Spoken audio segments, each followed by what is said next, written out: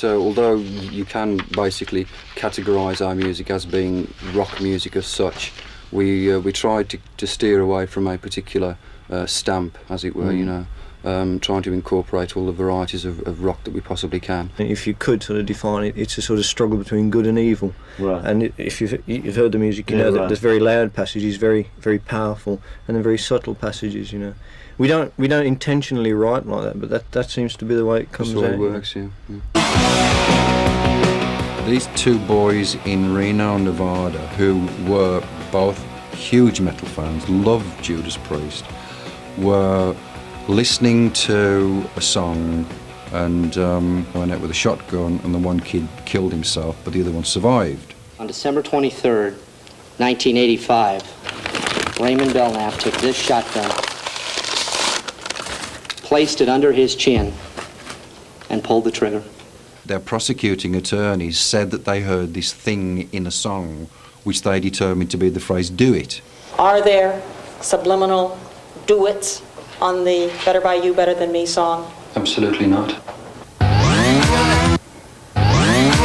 I said, let's just find any record, and we went into a studio in Reno, and I said, there's a collection over there, and we pulled some out, and I played it backwards, and that's what I said to the judge. I said, I'm going to play this backwards now, and I'm going to suggest to you that what you hear is this phrase, you know. So what we'll hear first is, I asked for a peppermint, I asked for her to get one.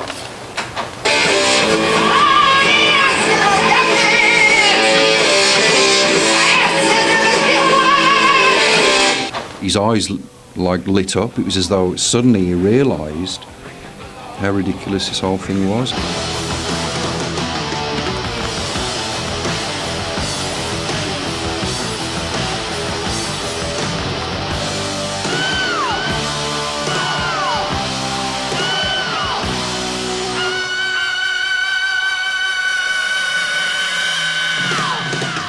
People know that I've been a gay man all of my life, and that it's only been in recent times that it's an issue that I feel comfortable to address, an issue that has been with me ever since recognising my own sexuality, something that I've been comfortable with forever, something that I feel has a moment, and this is the moment to discuss it. There are as many gay metal fans as there are other fans of music.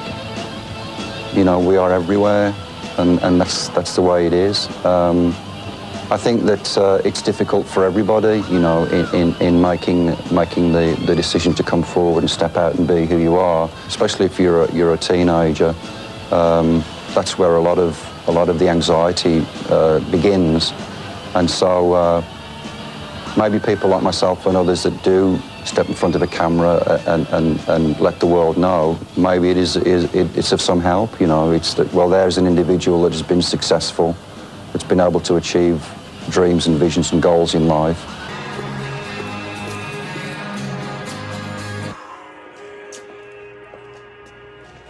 Hey, honey, you're back for me, aren't you?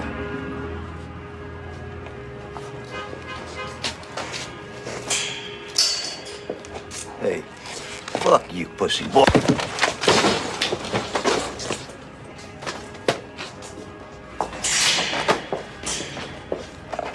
Fucking asshole.